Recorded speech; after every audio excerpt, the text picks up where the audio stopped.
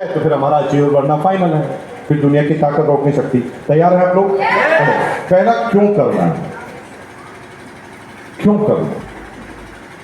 मैं बताता हूं क्यों करना है। एक भी रुपया आरसीएम से नहीं आए, आता है, लेकिन मैं कह रहा हूं एक भी रुपया नहीं आए तो भी करना है, करना मजबूरी है।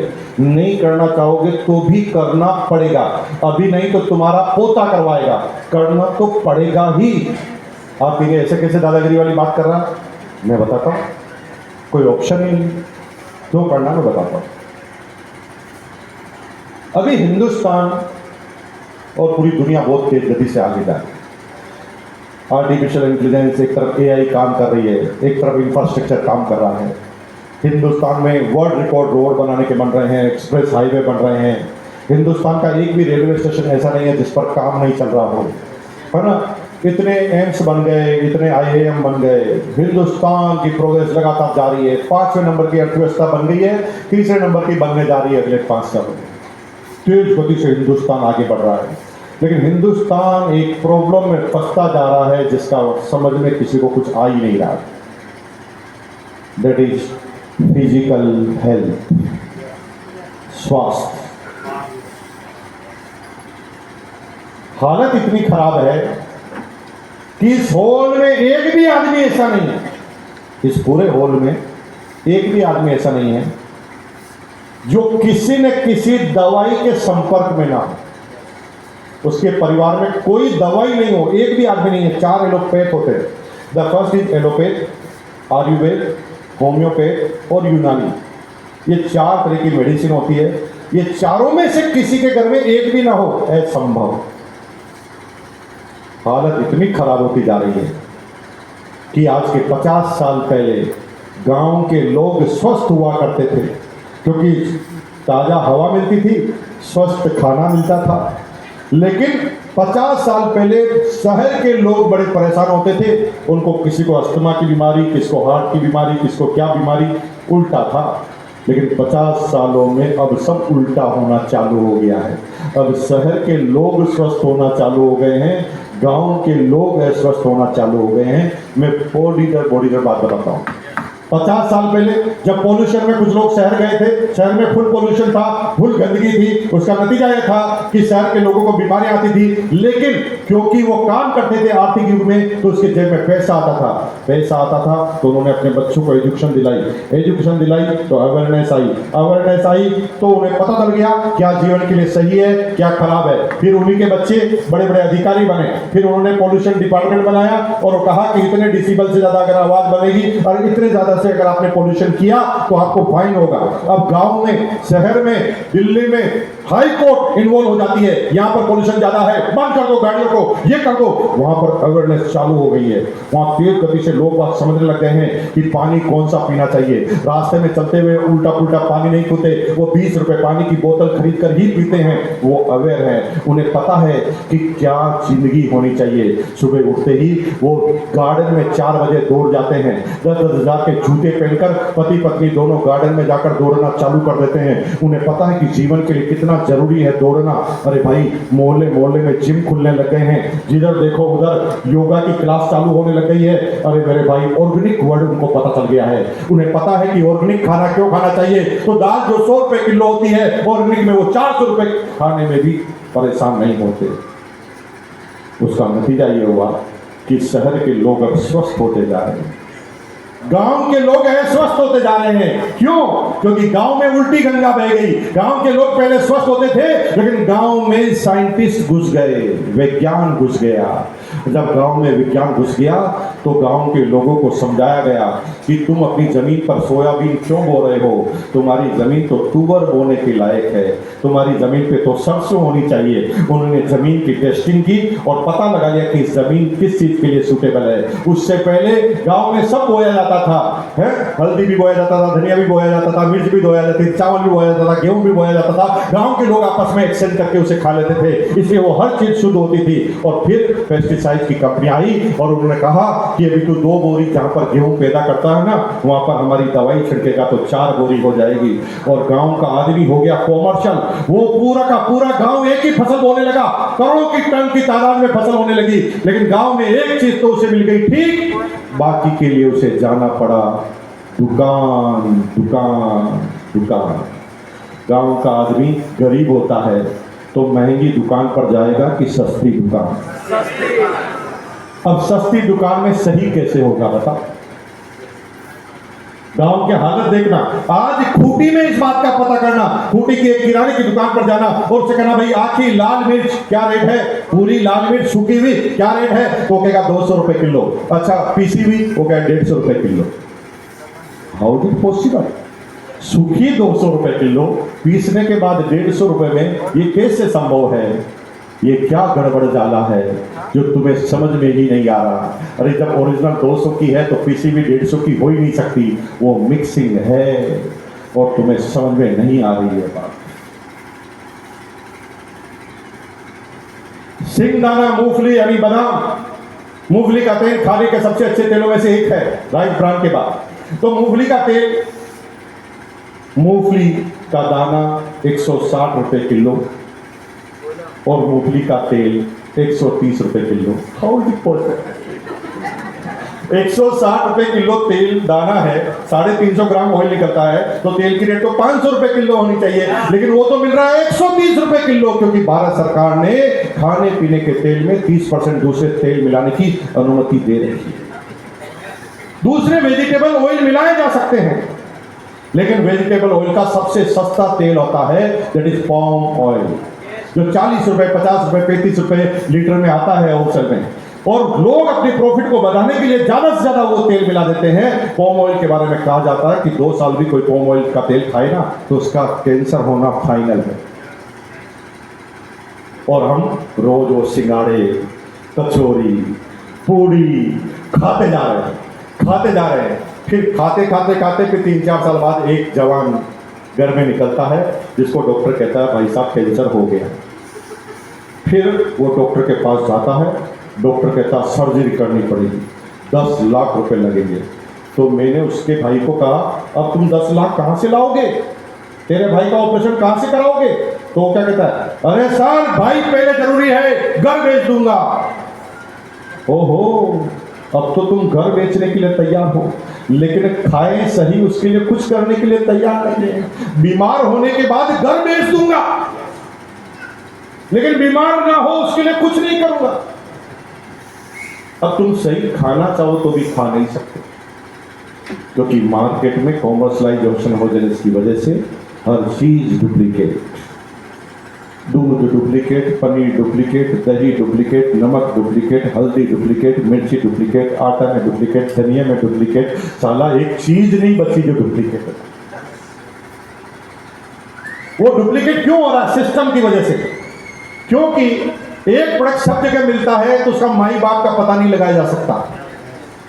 अमूल का घी तुम मार्केट से लेकर आए, मार्केट में दुकानदार ने डुप्लीकेट दे दिया, कंपनी तो ओरिजिनली बनाती है, लेकिन बीच के किसी आदमी ने डुप्लीकेट वहां पर कर दिया, तो तुम्हारे पास उसको पहचानने का तरीका नहीं है। खुशबू एक जैसी, कलर एक जैसा, बोतल लेकर आ गए, घी खा रहे हैं समझकर ओरिजिनल खा रहे हैं, फिर वो डुप्लीकेट खाने से हो रहे हैं बीमार, और आपको पता नहीं। आप थोड़े अवेयर हैं, पढ़े लिखे हैं, आप लेबोरेटरी में गए और चेक करा लिया, चेक की रिपोर्ट आई अमूल घी नकली है, तो आप क्या कर लोगे?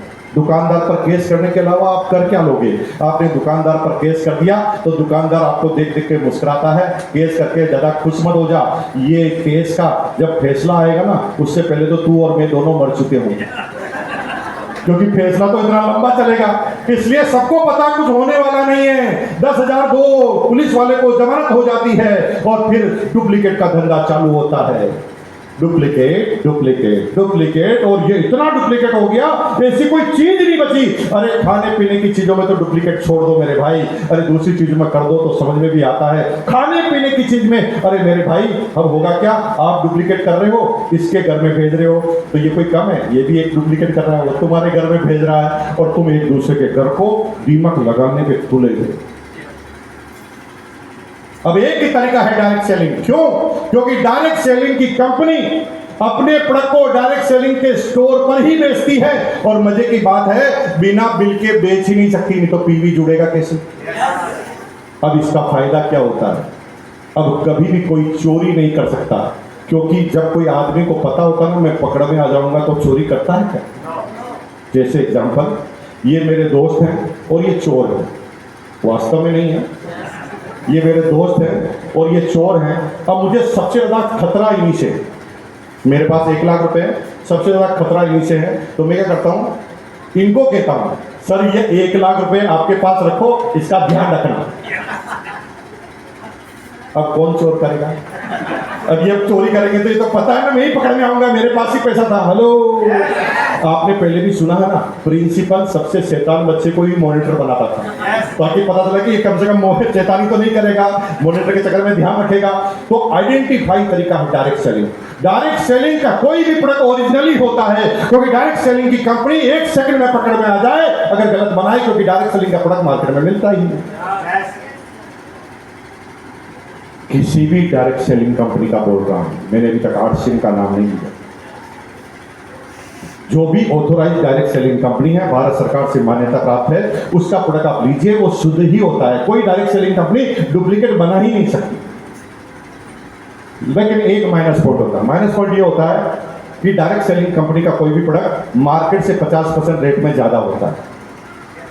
डायरेक्ट सेलिंग कंपनी का प्रोडक्ट मार्केट के रेट से 50% रेट में हमेशा ज्यादा होता है। क्यों होता है, क्योंकि डायरेक्ट सेलिंग की कोई भी कंपनी प्रोडक्ट खुद नहीं बनाती, वो दूसरे एक्सपर्ट से बनाती है, तो मिडिल मैन बीच में लग जाते हैं, और वो जब मिडिल मैन लग जाते हैं तो डायरेक्ट सेलिंग कंपनी का प्रोडक्ट तो ओरिजिनल होता है लेकिन महंगा होता है। आदरणीय टीसी छाबड़ा जी को सन 2001 में इस बात का पता चल गया, और 2001 में ही उन्होंने खाने पीने के सारे प्रोडक्टों की कंपनी की फैक्ट्रियां खुद लगाना चालू कर दी। It's happened only in RCM। और आज दुनिया की एकमात्र कंपनी है आरसीएम, जो अपने खाने पीने के सारे प्रोडक्ट, मैक्सिमम प्रोडक्ट खुद की फैक्ट्री से बनाते हैं। कितने लोगों ने वो फैक्ट्रियां देखी हुई, हाथ खड़ा करो। और बाप रे, इतने लोग भिलोड़ा गए हुए हैं। अमूल की फैक्ट्री जाकर देखी क्या कभी आपने दीदी? अमूल की फैक्ट्री देखी कभी? ब्रिटानिया की देखी कभी? लेकिन यहाँ पर आप अपनी फैक्ट्रियां हैं। यहाँ पर क्या लिखा हुआ, उस फैक्ट्री में लिखा है मैं मालिक हूँ। क्या लिखा हुआ है? मैं मालिक हूँ। जो भी जाए अपनी फैक्ट्री में बड़ा सीना तान कर कहता है भाई बताओ कैसे आटा बन रहा है, कैसे तेल बन रहा है, सारी चीज आप पूछ सकते हैं, और कहीं पर पूछ सकते हैं, क्योंकि ये आपकी कंपनी, क्योंकि ये आपके द्वारा खड़ी की गई। क्लियर? तो जब टीसी छाबड़ा जी को पता चला, तो टीसी छाबड़ा जी ने डायरेक्ट सेलिंग में प्रोडक्ट बनाना चालू कर दिया। उसका नतीजा क्या हुआ कि टीसी छाबड़ा जी ने नंबर 1 ग्रेड के प्रोडक्ट, जो मार्केट में रेट आती है उससे भी 10% कम में आरसीएम में देना चालू कर दिया। Only in RCM. तो आरसीएम क्यों करना है? क्योंकि अगर आप अपने बीवी बच्चों से प्यार करते हैं तो आरसीएम से इनकार नहीं कर सकते। क्या आप अपने बीवी बच्चों से प्यार करते हैं?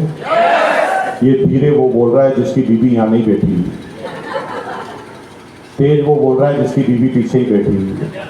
क्या आप अपने बीवी बच्चों से प्यार करते हैं? yes! क्या आप अपने माँ बाप से प्यार कर सकते हैं? yes! तो फिर इनकार कैसे कर सकते हैं? मार्केट से लाओ तो डुप्लीकेट का खतरा, मैं नहीं कहता सारा डुप्लीकेट मिलता, ओरिजिनल भी मिलता मार्केट में, लेकिन पता लगाने का तरीका नहीं, विश्वास करना पड़ता है।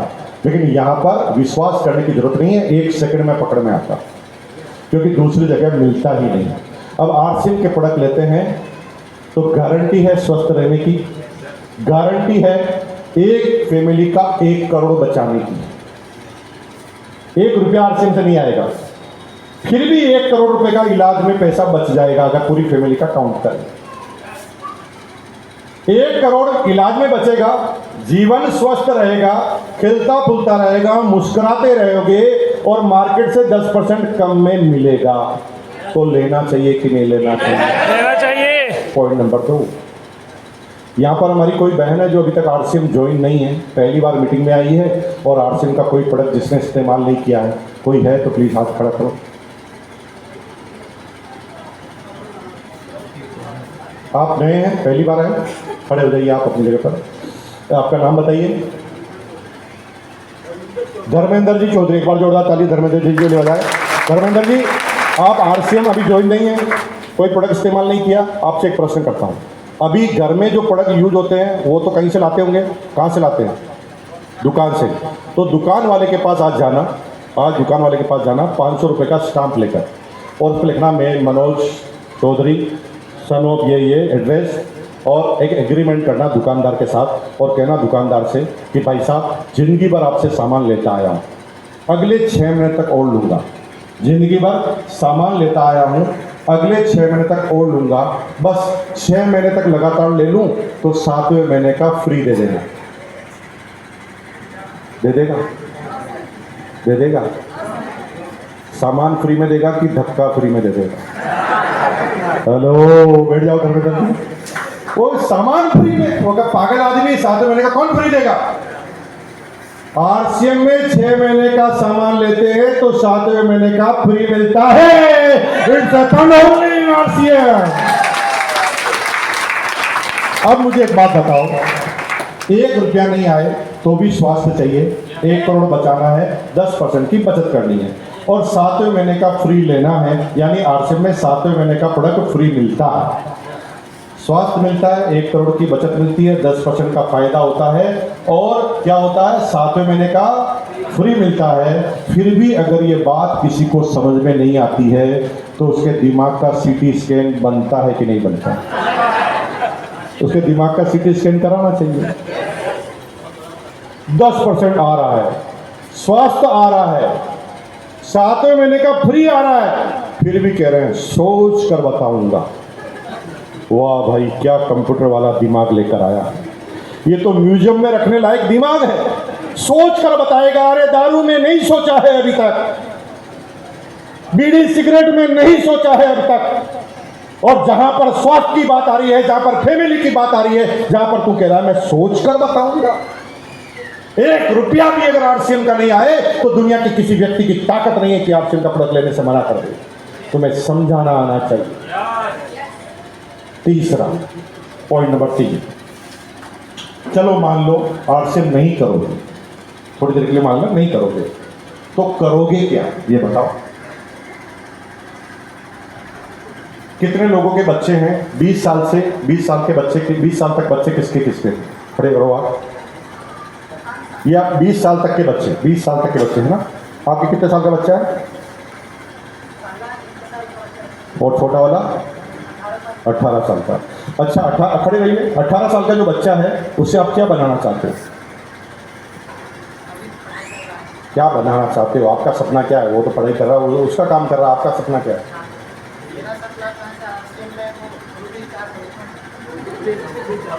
ये बहुत एडवांस आदमी है। चलो, ऐसा आदमी जो अभी आरसीएम ज्वाइन नहीं है वो खड़ा हो। आप आरसीएम ज्वाइन है नहीं, आपके शादी हो गई, आपकी बच्चा है, क्या बनाना चाहते हो बच्चे को? क्या बनाना चाहते हैं? क्या बनाना चाहते हैं? हाँ, क्या बनाना चाहते हो? डॉक्टर, इंजीनियर, चार्टर्ड, क्या बनाना चाहते हो? डॉक्टर। ये भाई साहब अपने बच्चों को क्या बनाना चाहते हैं? क्या बनाना चाहते हैं? डॉक्टर कितने में से बनते बताओ? 1 लाख आदमी सोचते हैं ना तब तो 1 डॉक्टर बनता है। 10,000 एग्जाम देते हैं ना तब 1 डॉक्टर बनता है, और 1 डॉक्टर में 1 करोड़ रुपए का खर्चा होता है। इसलिए सपने देखना बंद कर दो, क्योंकि तुम तुम्हारे बच्चे को डिप्रेशन में लेकर आ जाओगे। क्योंकि या तो वो सुपर कंप्यूटर होना चाहिए, click click click click answer, तब तो वो बन जाएगा डॉक्टर, और अगर वो एवरेज है तो उसे सपने दिखाने की भी कोशिश मत करना, नहीं तो वो डिप्रेशन में आ जाए। अगर टीचर बनाना चाहते हो तो 0.0001 लोग टीचर बनते हैं। अगर आप इंजीनियर बनाना चाहते हो तो 0.0001 इंजीनियर बनते हैं। अगर तुम प्राइवेट नौकरी करना चाहते हो तो 30% लोग हैं ना प्राइवेट नौकरी कर लेते हैं। तुम करोगे क्या? तुम ये सोच रहे हो कि सरकार आएगी नौकरी दे देगी, किसी भी सरकार के पास नौकरी नहीं है। बीजेपी आएगी तो कांग्रेस पे डाल देगी, कांग्रेस भी आएगी तो झारखंड मुक्ति मोर्चा पे डाल देगी, सब एक दूसरे के ऊपर डाल देगा। किसी के पास नौकरी नहीं है। क्यों नहीं है नौकरी? क्योंकि कहीं नौकरी की जरूरत नहीं है, क्योंकि कंप्यूटर आ गया, AI, आर्टिफिशियल इंटेलिजेंस है ना। आर्टिफिशियल इंटेलिजेंस और कंप्यूटर में क्या अंतर बता देता हूँ। कंप्यूटर में एक प्रोग्रामिंग होती है, उस प्रोग्रामिंग के हिसाब से कंप्यूटर काम कर देता है, लेकिन आर्टिफिशियल इंटेलिजेंस का मतलब ये हो गया कि वैज्ञानिकों ने कंप्यूटर का दिमाग बना दिया, आर्टिफिशियल दिमाग बना दिया, और दिमाग को लोगों के बीच में रख देते हैं। वो दिमाग ना आपको सुन सुनकर सीख जाता। इसलिए चैट जीपीटी और जितने भी सॉफ्टवेयर है ना, उसमें लिखा रहता है लर्निंग मोड। ये रोज लोगों की बातों से सीख रहे हैं, और सीखने के बाद वो वही काम करने लग जाएंगे जो लोग करते हैं। यानी आपकी सारी जॉब गई। अगर आप टीचर हैं तो आर्टिफिशियल इंटेलिजेंस में एआई का एक रोबोट आकर आपको पढ़ा देगा, और पढ़ाना चालू कर दिया है। आने वाले समय में टीचर बन जाएंगे रोबोट। ड्राइवर तो वैसे ही भी गायब हो जाएंगे, क्योंकि ड्राइवरलेस गाड़ियां आएगी नहीं, आ गई है।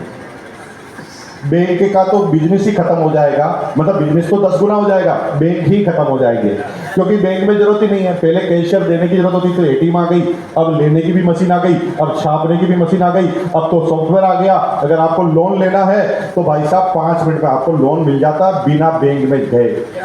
क्यों मिल जाता है? क्योंकि सब एक दूसरे से लिंक है। आपका आधार पैन से लिंक है, पैन है ना सिविल रिपोर्ट से लिंक है, और आधार प्रॉपर्टी से लिंक है। बैंक वाले को कुछ नहीं पूछना, बस आप अपना पैन नंबर डालो, बैंक अपने आप बता देगा कि ये चुकाने लायक भी है कि नहीं है। लायक है तो दे देगा, नहीं लायक है तो नहीं देगा।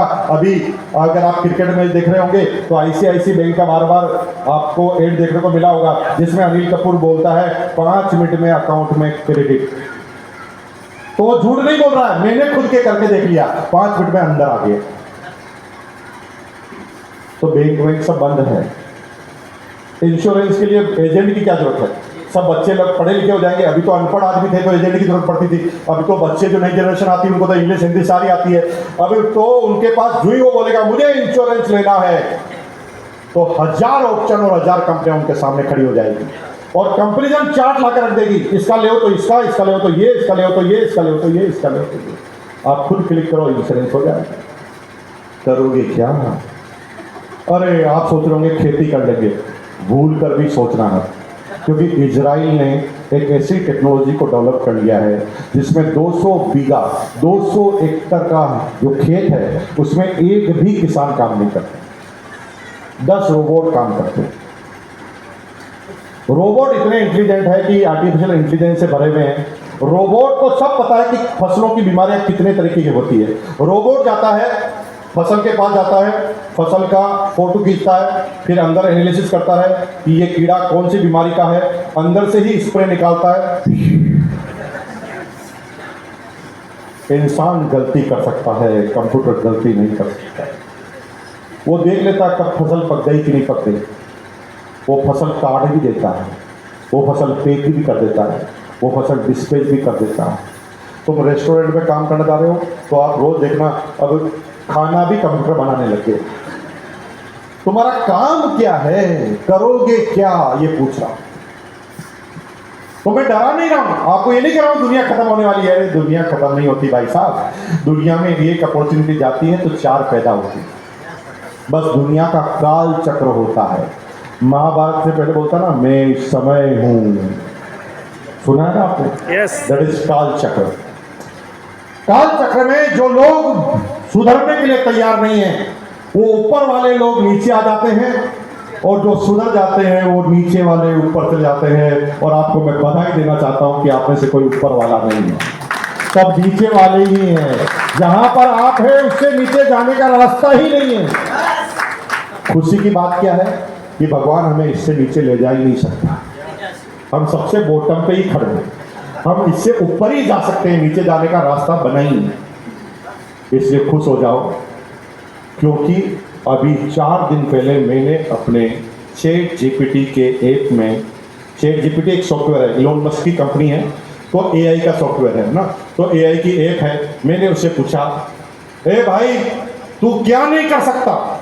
वो कहा मैं सब कुछ कर सकता हूं सिवाय ह्यूमन इमोशन, अंतर्मन, अंतर्ज्ञान और डायरेक्ट सेलिंग नहीं कर सकता, बाकी सब कुछ मैं कर सकता हूं।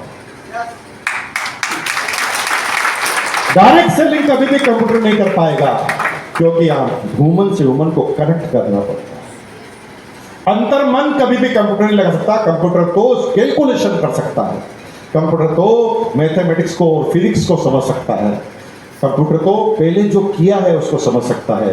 जैसे आपने फेसबुक खोला और साड़ी के विज्ञापन को 1 मिनट रोक कर देखा तो उसको समझ में आता है कि ये बेबी साड़ी मांग रही है, तो फिर सारे विज्ञापन साड़ी के आना चालू हो जाएंगे। अगर तुमने YouTube में एक बार कुमार विश्वास को पूरा सुन लिया तो कुमार विश्वास के वीडियो ऑटोमेटिक आना चालू हो जाएंगे, क्योंकि उसको पता है वो इंटेलिजेंट है। वो आर्टिफिशियल इंटेलिजेंस के आधार पर वो पहले ही पता लगा लेती कि सामने वाले की क्या जरूरत है। लेकिन आरसीएम में जब किसी को समझाने जाते हैं तो पता ही नहीं कर सकते कि इसकी जरूरत क्या है। हेलो, इसलिए कभी डायरेक्ट सेलिंग नहीं कर पाएगी। तो ये मैंने बताया क्यों करना है। क्या बताया? अभी भी समझ में नहीं आ रहा तो पूरे शरीर की एमआरआई करा, क्योंकि कुछ न कुछ भारी लोचा निकलने वाला, क्योंकि समझने जैसी कोई बात इसके अंदर है ही नहीं। करना है, 1 रुपया नहीं आए तो भी करना। वो तो आएगा, ऐसा कभी होता नहीं कि नहीं आए, लेकिन करना ही है।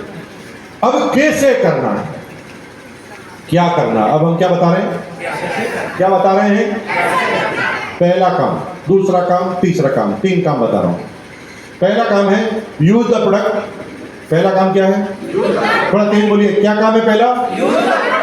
Use the product. दूसरा है प्रमोट द प्रोडक्ट। तीसरा है build the network. Use the product, promote the product, build the network. Use the product, promote the product, build the network. 3 काम करना। पहला है यूज द प्रोडक्ट।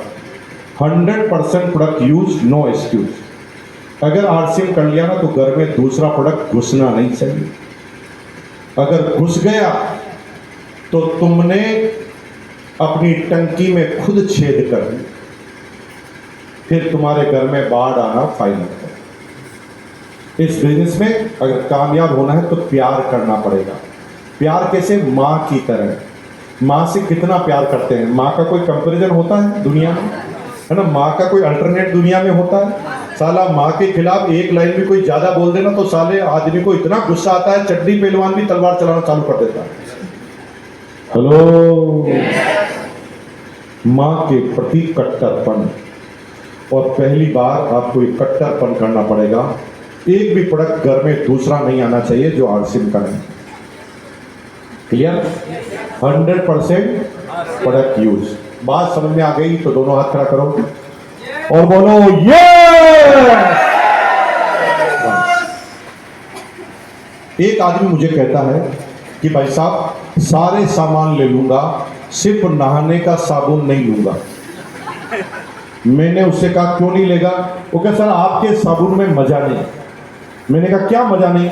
सर आपके साबुन में केवल साबुन है, दूसरे साबुन में ऐश्वर्या राय का फोटो भी आता है।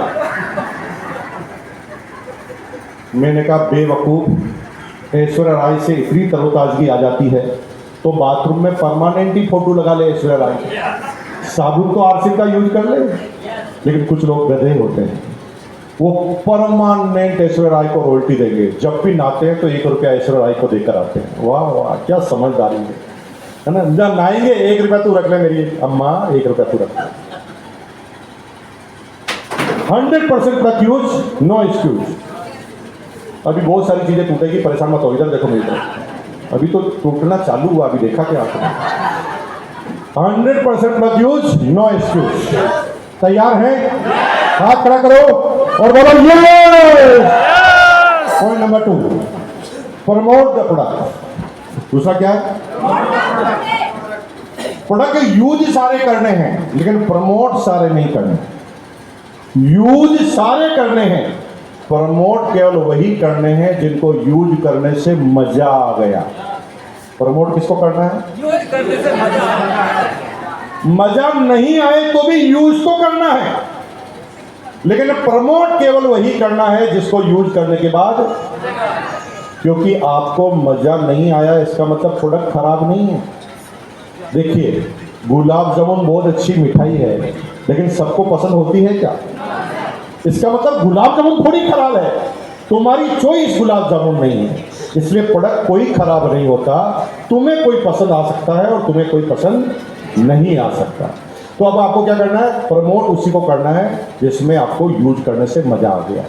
और अगर यूज करने से मजा आ गया ना और तुम्हें समझाना नहीं आता ना, तो भी सामने वाले को तुम बेच दोगे, क्योंकि तुम ऐसा बेचते आए। एक एक लाइन की तारीफ करके लोगों को हिट कर दिया। मैं 3 इडियट फिल्म देखने गया, राजकुमार जी, 3 इडियट फिल्म। तो राहुल जी, मैं 3 इडियट फिल्म देखकर आया, तो मेरा दोस्त मेरे से कहा कहाँ गया था? मैंने कहा 3 इडियट फिल्म। अच्छा, काफी नाम सुना था, कैसी है? तो मैंने उससे बोला कैसी है। देखिए मेरा जवाब देखिए, मैंने क्या किया, एक पैर पीछे किया, होठ को दांत के नीचे भिजा, एक आंख बंद की और फिर उसको बोला। उसे पूरी फिल्म ही समझ में आ गई। अगले दिन वो भाग गया, ना हीरो का नाम बताया, ना हीरोइन का नाम बताया, ना फिल्म का हीरो बताया, ना गाना बताया, यूं यूं किया, वो भाग गया। और तुम यूं यूं कई बार करते हो, ये पानी पूरी वाला, ये डोसे वाला, ये वाला, पूरे दिन में यूं यूं करके कई लोगों को बना देते हो कि नहीं बना देते? तो जब तुम मन से तारीफ करोगे तो बिकना चालू हो जाएगा। समझ में आ गया तो हाथ खड़ा करो और बोलो ये। Point number 3, build the network. Point number 3, build the network. आजाद होना चाहते हो, रॉयल्टी प्राप्त करना चाहते हो, तो बिल्ड द नेटवर्क। नेटवर्क बनाना पड़ेगा, नेटवर्क बनाना पड़ेगा। नेटवर्क बोलने से नहीं बनेगा। तुम जाकर बकवास करो, 1977 से कंपनी चल रही है, 2000 मीटर कपड़ा बनाती है, इससे कोई नहीं चलेगा। बक बक करने से नहीं चलेगा। नेटवर्क 3 वजह से चलेगा।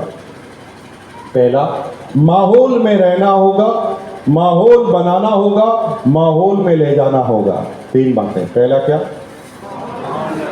माहौल में रहना होगा, दूसरा माहौल बनाना होगा, तीसरा माहौल में। सबसे पहले रहना होगा, क्योंकि तुम माहौल में नहीं रहे तो तुम्हारे पड़ोसी के माहौल में आ जाओगे और पड़ोसी तुम्हें उसकी संगत के हिसाब से मोल्ड कर दे। माहौल में रहना। मंदिर में जाते हैं ना, तब दान दाताओं की लिस्ट देखते हैं। 1 लाख रुपए ऊपर वाले के हैं, तो वहां ऊपर देखते ही मन में विचार आता है, काश मेरे पास भी अगर 1 लाख होते ना, सबसे ऊपर मेरा नाम होता। लेकिन ये विचार कब आता है? जब तुम मंदिर में जाते हो। इस मीटिंग में आने के बाद लगता है कि मैं भी रॉयल्टी एचर बन जाऊंगा, लेकिन जो ही पड़ोसी के पास जाओगे, माहौल में रहना है। एक भी मीटिंग, सेमिनार, ट्रेनिंग नहीं छोड़नी है। एक आदमी से राहुल मैंने पूछा, मीटिंग में चल। वो कहा आज नहीं चलूंगा सर। मैंने कहा आज क्यों नहीं चलेगा? वो कहा सर आज मेरा कोई आदमी नहीं बैठ रहा।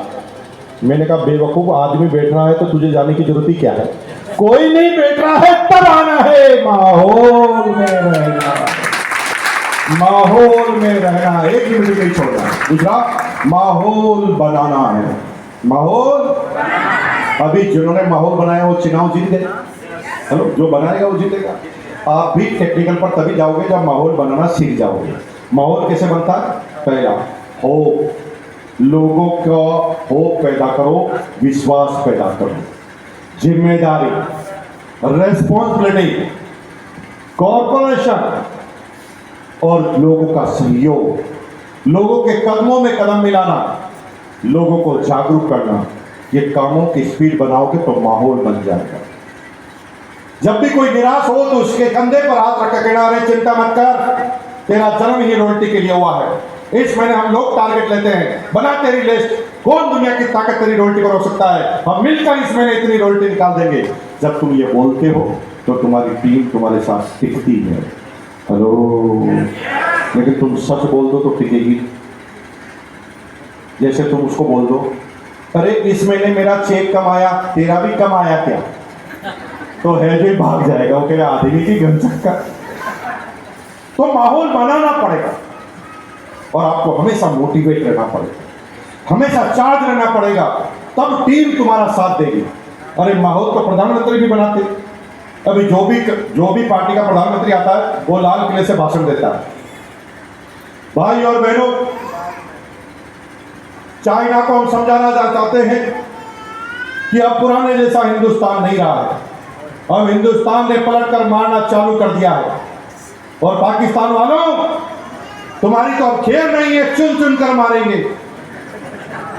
तब तुम वोट देते हो। हेलो, ओरिजिनल बोलते तो एक भी वोट नहीं मिलेगा, क्योंकि पाकिस्तान को तो हम निपटा देंगे, लेकिन चाइना तो हमारे से 10 टाइम आगे, 10 गुना आर्थिक स्थिति में भी 10 गुना, हर चीज में 10 गुना। अब प्रधानमंत्री ओरिजिनल बोल दे तो फंस जाए, जैसे प्रधानमंत्री ओरिजिनल बोल दे। पाकिस्तान को तो हम निपट लेंगे, बस चाइना वाले आते हैं तो हमारी फट जाती है। अगर ऐसे बोल दे तो वोट दोगे क्या, रहोगे? नहीं। और तुम भी ऐसे बोल दोगे तो तुम्हारी टीम तुम्हें छोड़कर भाग जाएगी। हेलो, हमेशा एक्साइटमेंट है ना, हमेशा जोश से भरे हुए माहौल बनाना है। तीसरा, माहौल में ले जाना है। तीसरा क्या है? माहौल। अभी तुम क्या है, शब्दों से समझाते हो, शब्दों से नहीं समझ में आता। माहौल से तो लोग फटी जींस पहनना चालू कर देते हैं। हेलो, अभी थोड़े दिन पहले एक फैशन चालू हुई फटी जींस की। हमें अच्छी तरह पता है कि हम छोटे थे तो हमारी फट जाती थी ना, तो मम्मी दिलाती नहीं थी तो हम रोते थे, फटी भी नहीं पहनूंगा, मेरे को शर्म आती है, पार्टी में कैसे जाऊंगा, ऐसे चिल्लाते थे। अभी मेरा बेटा कहता है थोड़ी कम फटी हुई है, थोड़ा और फाड़ोना है, थोड़ा स्टैंडर्ड कम नजर आ रहा है, ज़्यादा फटने से ज़्यादा स्टैंडर्ड नजर आ रहा है। अरे भाई, क्या क्या लोग सिखा देते हैं माहौल में ले जाने से। थोड़ा सोचो, हंसी नहीं आती? फटी जींस की फैशन, मैं तो खुद देर तक हंसता रहता हूँ रात को अंधेरे में, खुद ही अकेला ही। मैंने कहा ये क्या फैशन चली, फटी जींस। मतलब ट्रेंड सेटर कितने जोरदार होते हैं, कितना साइंटिफिकली काम करते हैं कि जिन चीजों से तुम नफरत करते थे वही तुम्हें चालू कर। हम जब छोटे थे ना तो बड़े भाई के कपड़े पहन लेते थे, अब वही आ गया ओवर साइज। अभी थोड़े दिन बाद आएगा गंदे कपड़े पहनने की फैशन। लोग बाग ऐसे उल्टे पुल्टे ग्रीस का कलर वलर लगा के पहन के जाएंगे, लोग बाग सलूट करेंगे, यार क्या सेलिब्रिटी आई। कुछ भी संभव है। जो ट्रेंड सेटर होते हैं ना, वो कैसे ट्रेंड सेट करते हैं। अगर प्रधानमंत्री फटे जींस की फैशन चालू करता लाल किले से तो चालू होती क्या? जैसे प्रधानमंत्री आता और कहता भाई और बहनों, हिंदुस्तान टॉप पे जा रहा है, अब फैशन में भी टॉप पे जाएगा, हम चालू करेंगे फटे जींस की फैशन, सब लोग जींस फाड़ेंगे, जींस फाड़ो। कोई फाड़ता नहीं। ट्रेंड सेटर को पता है कि इनको समझाना कैसे। तो ट्रेंड सेटर पहले क्या किया कि जितने भी 20-25 सेलिब्रिटी पकड़े जो अरबों रुपए कमाते थे, उनको 20-20 करोड़ रुपए और दिए। उन्होंने कहा क्या करना है, बस नहीं, हमारी जींस है, इसके एक छेद है, उसको पहन के घूमना है। वो क्या फिर 40 लगेंगे। वो क्या ठीक है, आप 40 ले लो, 40 करोड़ ले लो। अब 40 करोड़ लेकर 15 दिन तक उन्हें फटी जींस पहनकर घूमना है। वो क्या करते थे, फटी जींस सलमान खान, शाहरुख खान ऐसे पहन लेते थे, फिर यूं घूमते थे। तो हम सोचते थे कि साला भागते भागते फट गई होगी। लेकिन पहले दिन देखा, दूसरे दिन देखा, तीसरे दिन भी फटी जींस, चौथे दिन भी फटी जींस, पांचवें दिन भी फटी जींस। तो फिर हमने देखा हमारी तो पूरी है, हमने हमारी भी फाड़ ली। अभी कर्नाटक में मेरे दोस्त है बल्लारी में, उन्होंने जींस का कारखाना है उनके पास। तो उन्होंने राजकुमार जी एक मशीन मंगाई 1 करोड़ रुपए की अमेरिका से, जींस बनाने की नहीं, फाड़ने की। हाँ, वो जींस बनने के बाद तार तार करके फाड़ती, जितना जोरदार फाड़ती है रेट उतनी ही बढ़ जाती है। मतलब मशीन अगर एक एक तार को फाड़े तो 10,000 रुपए की रेट हो जाती है, और अगर 15 जगह से फटी हुई तो और ज्यादा। अरे तुम्हारे दिमाग में फटी जींस घुसा सकते हैं, तुम आरसी को नहीं समझा सकते। कैसी बात है, ये क्या बात हुई यार? फटी जींस पहन तुम्हारे, और तुम गर्व से पहन रहे हो, ओ फैशन में आ गए। हेलो, तो भैया माहौल में ले जाना है। आपके सारे लोग ना मना करेंगे, यहां आने के बाद मुर्दा भी हिलेंगे। मुर्दे को लेकर आओ, थोड़ी देर में हिलेगा, आके खुलेगी, उससे क्या हो, यहां पर हिलेगा, गांव में नहीं हिलेगा। अभी जब मैं ट्रेन से आ रहा था, कहाँ गई प्रवीण जी, कहाँ गई? ट्रेन से आ रहे थे भाई साहब, तो पटना से मैं ट्रेन से आ रहा था, तो पटना में ना 15 मिनट गाड़ी लेट हो गई। तो पता किया, मैंने आगे जाके देखा तो ना गाड़ी के आगे ना एक हाथी आकर बैठ गया। हाथी की साइज क्या, इस होल से भी बड़ा। होल की साइज देख लो पहले एक बार, देख लो। इस होल से भी बड़ा हाथी ट्रैक पे आके बैठ गया। आपको बिलीव हो रहा है क्या?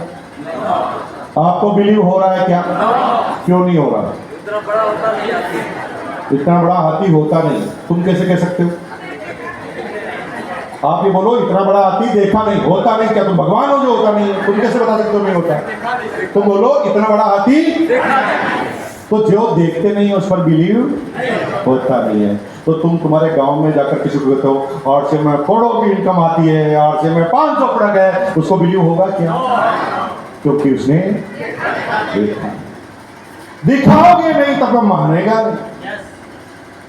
तो मुझे पता था कि इतने बड़े हाथी पर तुम बिलीव नहीं करोगे, तो मैंने परवीन जी को बोलकर 2 बसें बुक कराई। मैं अभी जिन जिन को बिलीव नहीं है उनको पटना ले जाऊंगा और वो हाथी वहीं पर बैठा हुआ है, आपको ले जाकर दिखाऊंगा। जब वो हाथी तुम देख लोगे तो फिर क्या बोलोगे? होता है। क्या बोलोगे? क्या बोलोगे? क्या बोलोगे? तो तुम्हारे को जब मैं दिखा दूं तो तुम्हारी बीवी को जाकर घर पर समझा देना इतना बड़ा हाथी होता है। तो तुम्हारी बीवी तुम्हारे नाक के पास आके सूंघेगी, पी तो नहीं रखी है, इतना बड़ा हाथी नहीं होता है। तो बीवी को मोटरसाइकिल पे बिठाना, हाथी को ले जाके दिखा देना, तो तुम्हारी बीवी भी क्या बोलेगी? इतना बड़ा हाथी। तो बीवी को बोलना जा तेरे भाई को समझा करा। तो बीवी अगर फोन पर समझाएगी तो भाई कहेगा क्या दीदी तुम भी जीजाजी के साथ रहते रहते ऐसी हो गई है? इतना बड़ा हाथी होता नहीं। तो आप उसे बिठाओ, हाथी को दिखा दो। हेलो, माहौल में रहना होगा, माहौल बनाना होगा, माहौल में ले जाना होगा, मीटिंगों में ले जाना होगा, रांची की मीटिंग में ले जाना होगा, एकेडमी फंक्शन में ले जाना होगा, एनिवर्सरी में ले जाना होगा। और यंग जनरेशन को अगर माहौल दिखाना चाहते हो तो 7 जुलाई 7 जुलाई यंग जनरेशन यानी नेक्स्ट जनरेशन का एक फंक्शन होने वाला है। हिंदुस्तान का सबसे अनोखा फंक्शन, ये पहला ऐसा फंक्शन है जिसको सारे यंगस्टर मैनेज कर रहे हैं। 30 साल से नीचे के ही व्यक्ति पूरे फंक्शन की डिजाइन कर रहे हैं और कोई भी 30 साल से ऊपर का व्यक्ति स्टेज पर नहीं जाएगा। आप ही के बच्चे जो आपके आरसीएम को बिल्कुल निकम्मा बिजनेस समझते हैं, वो कहते हैं तो बूढ़े लोगों का बिजनेस है, उन बच्चों का जबरदस्ती टिकट कटवा कर वहां ले जाओ, क्योंकि गिरगिट को देखकर रंग बदलता है। तुम्हारे बच्चे जवान बच्चों को देखकर समझेंगे, तब उन्हें समझ में आएगा कि यह यंग जनरेशन का बिजनेस है।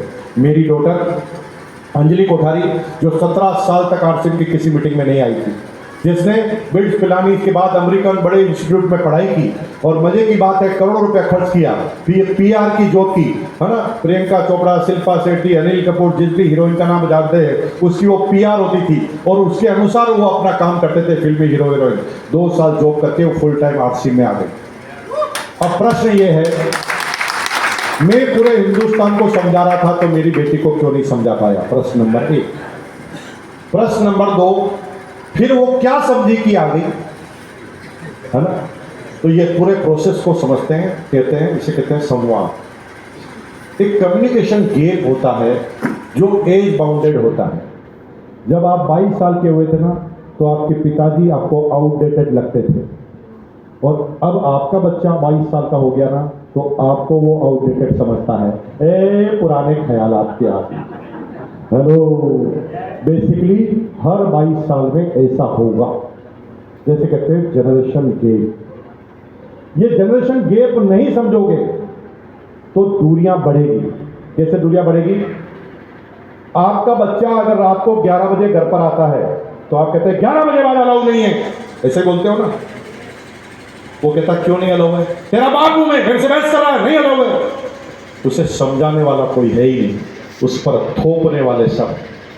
11 बजे बाद क्यों नहीं आना चाहिए डिस्कशन का मैटर है, समझाया जा सकता है, लेकिन तुम समझाते नहीं हो, थोप देते हो। और बेटा ये भूल जाता है कि बाप होता है, बाप के पास उम्र का तजुर्बा होता है और तजुर्बा दुनिया की किसी यूनिवर्सिटी में जाने से प्राप्त नहीं होता है, वो तो जीवन को जीने से ही होता है। अगर बेटे को पता चल जाए तो बेटा 2 कदम इधर आएगा और बाप को पता चल जाए तो बाप 2 कदम इधर जाएगा, तब दोनों का कम्युनिकेशन होगा। और जब ये बात हम दोनों को पता चली, अंजलि और मुझे, तो हमने एक इंस्टाग्राम का एक चैनल चालू किया जो नॉन कॉमर्शलाइज है, और एक चैनल बनाया, उसका नाम रखा हमने पापा.कोठारी। क्या रखा? पापा.कोठारी। क्या रखा? पापा.कोठारी। पापा.कोठारी। क्या बोला? हाँ, पापा.कोठारी चैनल का नाम रखा। उसमें क्या है, हमने एक पॉइंट लिया कि यंग जनरेशन होता है ना, उनको ज़्यादा पेशेंस नहीं होता। मतलब वो इंस्टाग्राम चलाते हैं, 1 सेकंड में तो डिसीजन ही ले लेते हैं कि इसको देखना भी है कि नहीं देखना। पहली फोटो देख के आगे खींच देते हैं उसको, बेचारा कितना भी अच्छा बोले उसको देखना नहीं चाहते। यानी 1 सेकंड में डिसीजन लेने की पावर उनके पास आ गई। तो हमने 55 सेकंड यानी 1 मिनट से कम के वीडियो में किसी एक कंसेप्ट को समझाने की शुरुआत की। जैसे बच्चे ने बोला कि पापा मैं क्रेडिट कार्ड ले लूं क्या, तो 1 मिनट में समझाना है कि क्रेडिट कार्ड लेना है या नहीं है। तो एक कम्युनिकेशन का माध्यम चालू किया। तो मैं जगत पापा बन रहा हूं उसके अंदर, और मेरी बेटी जगत बच्ची बन रही है उसके अंदर। पूरी दुनिया की वो बच्ची है और मैं दुनिया का पापा हूं। तो वो मुझे पापा जैसे प्रश्न करेगी, मैं पापा जैसे प्रश्न बेटी से करूंगा। और जो 55 सेकंड में रिसर्च से निकल गई हुई बात आई, वो आपके घरों के जो दूरियां हैं उसको खत्म कर देगी। तो जितने भी यंगस्टर हैं, जितने भी पिताजी हैं, इंस्टाग्राम को अप्लाई करें और पापा.कोठारी चैनल को फॉलो करें। उससे फायदा क्या होगा, आपके बेटे को केवल आपको पापा.कोठारी से फॉलो कराना है, बोलना नहीं। गलती क्या करते हैं, हम बार बार बोलते हैं देख देख तेरे बारे में वीडियो आया, देख देख देख देख, तो वो उल्टा हो जाएगा। कुछ नहीं दिखाना, फॉलो करना, आप वो भी फॉलो करो। उसके काम की चीज वो देखता रहेगा, तुम्हारे काम की चीज तुम देखते रहना, और फिर धीरे धीरे देखेंगे दोनों एक दूसरे के नजदीक आते हुए नजर आएंगे। तो चैनल का नाम है पापा.कोठारी। और 7 जुलाई के उस फंक्शन को आप भूलना मत। मैं बहुत बहुत धन्यवाद और बधाई देना चाहता हूँ यहाँ के तमाम रोल टीचर और टेक्निकल टीचर को कि उन्होंने बहुत जमकर तैयारी की है, और राहुल जी और खास तौर से